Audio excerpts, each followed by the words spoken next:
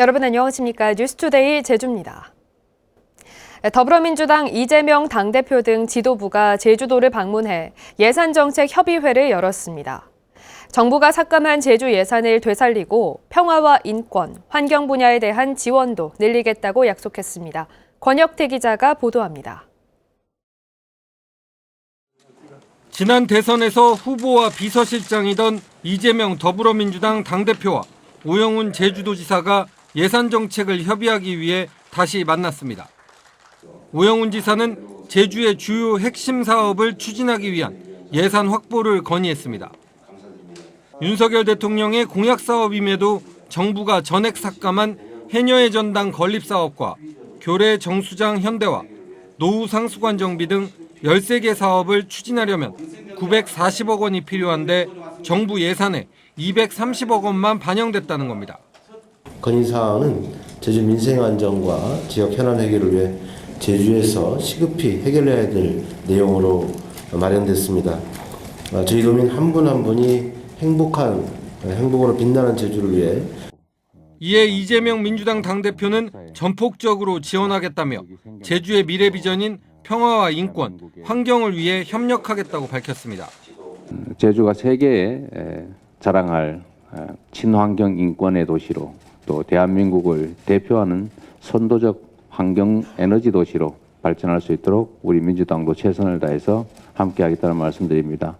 정부가 삭감한 지역화폐 예산도 되살리겠다고 밝혔습니다. 탐나는 저는 소비 심리를 회복시키고 소상공인은 매출을 증가시켜 왔습니다. 이런 지역화폐 국비 예산의 전액 삭감은 전통시장, 소상공인과 자영업자의 고통을 가중시키는 것이 확실합니다. 충분한 민생 예산을 확보해서 지역화폐 예산 등으로 지원할 것입니다. 더불어민주당 지도부와 오영훈 지사, 제주 지역 국회의원 등이 참석한 가운데 열린 회의에서는 제주특별법 개정과 물류비 지원 등에서도 협조하기로 뜻을 모았습니다. 한편 이재명 대표는 민주당 당원, 지지자 등과 타운홀 미팅을 갖고 당 쇄신 방안 등을 논의했고 윤석열 대통령의 막말 논란을 우회적으로 비판하기도 했습니다. 얼굴이 너무 두꺼워서 수치심을 못 느낍니까? 그러면 안 되죠. 그래서 그런 생각 안 떠오르게 후한무치, 적반하장 이런 생각 좀 안 들게 해주시면 고맙겠습니다. 국정감사 이후 본격화될 국회의 내년도 예산 심사에서 이번 정책 협의 내용이 어떻게 반영될지 관심이 쏠리고 있습니다. MBC 뉴스 권혁태입니다. 청정 제주에서 자란 한우와 흑우는 국내에서도 유명한데요.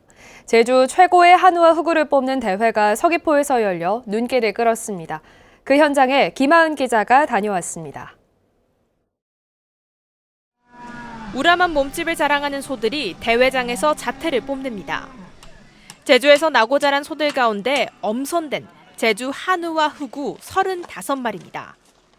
대회장이 낯선 듯 일부 소들은 심하게 날뛰기도 합니다. 하지만 곧 안정을 되찾으며 시작된 심사. 위원들이 소의 키와 몸통의 균형, 등의 굴곡 등 세분된 항목에서 깐깐하게 점수를 매깁니다. 몸매도 잘 빠지고 키도 크고 그리고 새끼도 잘 날 수 있는 체형을 가진 소를 가장 높게 평가를 하고요. 새끼를 낳은 암소와 그렇지 않은 암소, 암수송아지 등 한우와 흑우 각각 4개 부문에서 최우수소를 선정했습니다. 특히 지난해 단 한 마리만 출전했던 흑우 부문에 올해는 9마리가 참가해 치열한 경쟁이 펼쳐졌습니다. 이 흑우는 살이 가장 많이 붙어있는 엉덩이 부분이 잘 발달돼 있고 키와 몸통 그리고 발목의 굵기의 균형이 잘 맞아 최우수상을 받았습니다.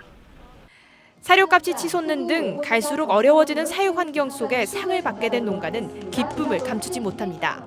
2000년도부터 흑우를 시작을 했는데 개량하는데 우여곡절이 많았지만 오늘 수상을 하게 돼서 기쁘게 생각합니다. 제주도와 농협은 대회를 통해 제주 한우와 흑우의 경쟁력이 높아지기를 기대하고 있습니다. 대회를 계기로 우리 한우 농가, 흑우 농가들이 자부심을 갖고 사육할 수 있는 계기가 되지 않나 그렇게 생각합니다. 제주에서 사육되는 한우와 흑우는 3만 5천여 마리로 전국의 1%. 이번에 선발된 제주 한우와 후구는 오는 11월 전국대회에 제주 대표로 처음 출전해 제주 한우와 후구의 명성을 전국에 알릴 예정입니다. MBC 뉴스 김하은입니다. 3년 전 제주에서 30대 남성이 술을 마시고 렌터카를 몰다가 함께 탄 여자친구를 숨지게 한 사건이 있었습니다. 1심에 이어 항소심에서도 살인 혐의는 무죄가 선고됐지만 검찰이 추가한 위험운전 혐의는 인정돼 징역 4년이 선고됐습니다. 김찬년 기자입니다. 지난 2019년 11월 제주시 한림읍의 도로. 34살 김모 씨는 오픈카 조수석에 여자친구를 태우고 달렸습니다. 당시 혈중 알코올 농도는 0.118%의 만취 상태. 차량은 구분길에서 과속을 하다 돌담과 경운기를 들이받았고 그 충격으로 여자친구가 밖으로 튕겨져 나갔습니다. 그런데 의식불명 상태로 치료를 받다 10개월 만에 숨진 여자친구의 휴대전화에서 사고 직전 김 씨와의 대화 내용이 발견됐습니다.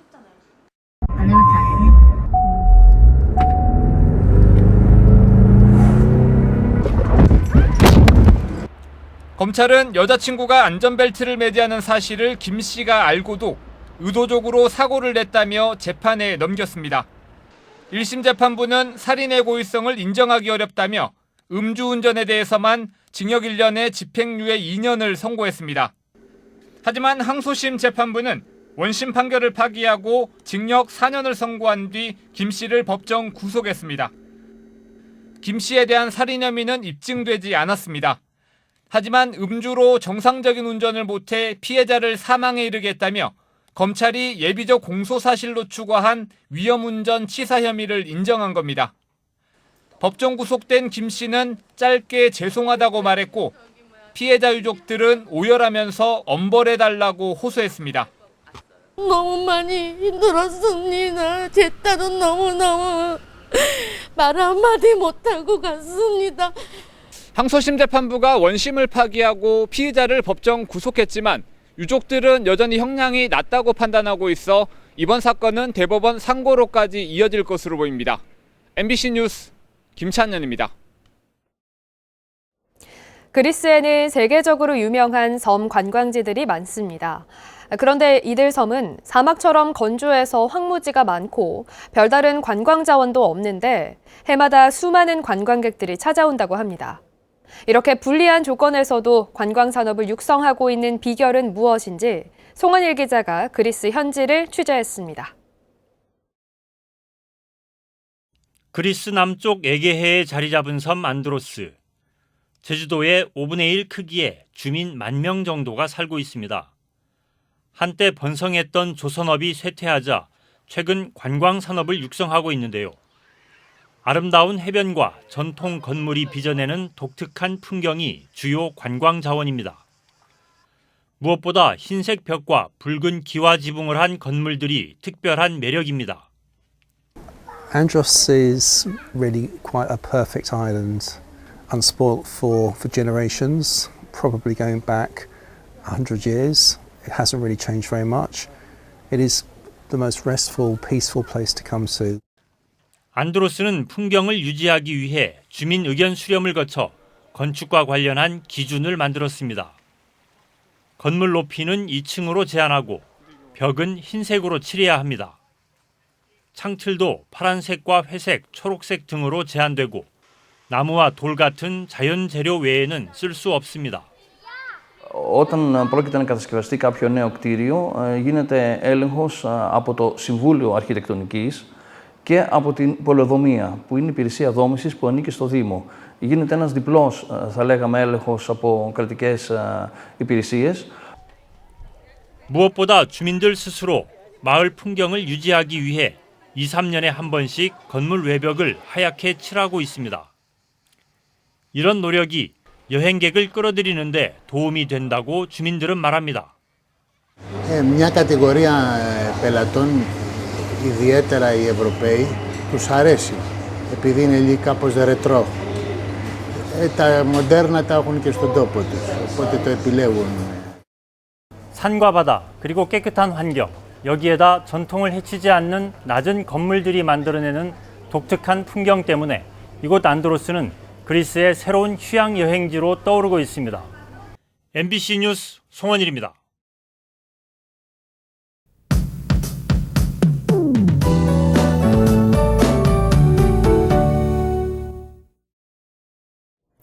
네, 오늘도 아침 공기가 차갑습니다.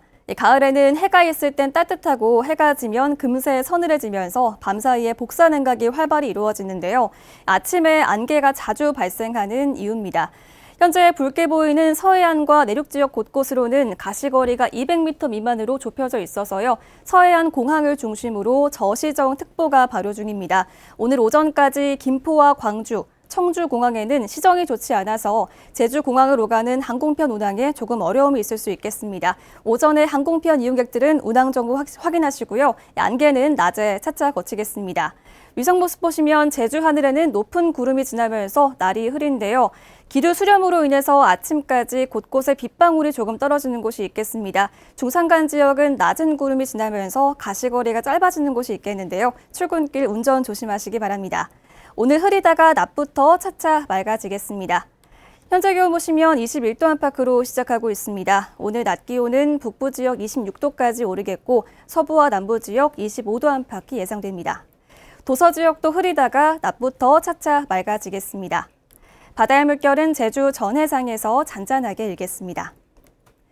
낮 기온은 갈수록 오를 텐데요. 개천절에는 낮에 29도까지 오르면서 늦더위가 이어지겠고요. 일교차는 더 크게 벌어지겠습니다. 다음 주 화요일에는 비가 내릴 것으로 예상됩니다. 기상정보였습니다.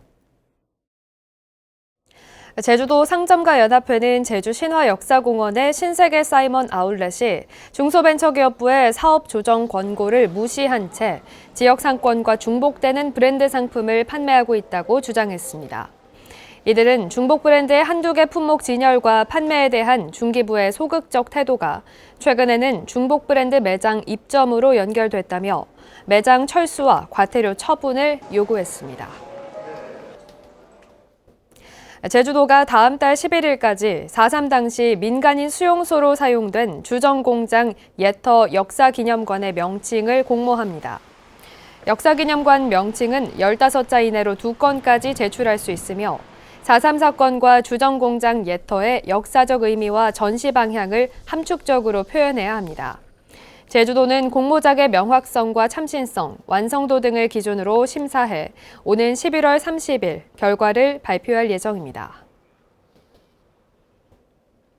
태풍과 집중호우의 침수 피해가 이어졌던 제주시 한천 복개 구조물 철거 작업이 다음 달 말부터 시작됩니다. 제주시는 한천 자연재해 위험 개선지구 정비 사업 입찰을 곧 마무리하고 다음 달 말부터 제주시 용담 1동 344m 길이의 한천 복개 구조물 철거 공사를 시작한다고 밝혔습니다. 한천 복개 구조물은 지난 2007년 태풍 나리와 2016년 태풍 차바 내습 당시 하천이 범람하는 등 잇따른 침수 피해 원인으로 지목돼 왔습니다. 농어촌 지역 보행자 교통사고를 예방하기 위해 LED 조명 시설이 설치됐습니다. 제주도 자치경찰단은 도내 읍면지역 도로와 횡단보도 등 39곳에 보행자나 차량이 접근하면 바닥에서 빛이 깜빡거리는 LED 시설물을 설치했습니다. 도내 읍면지역 교통사고 가운데 65%는 오후 6시 이후에 발생했습니다. 소득이 적은 소규모 어가도 직불제 혜택을 받을 수 있게 됩니다. 더불어민주당 위성곤 국회의원은 소득이 낮은 어업인에게 직불금을 주는 수산직불제법 개정안이 국회 본회의를 통과했다고 밝혔습니다. 개정안은 소득이 낮은 어업인을 지원하기 위한 소규모 어가 직접 지불 제도를 신설하고 어업 형태나 어가 전체의 경영 규모가 대통령령으로 정하는 기준에 해당할 경우 수산직불금을 지급하도록 했습니다.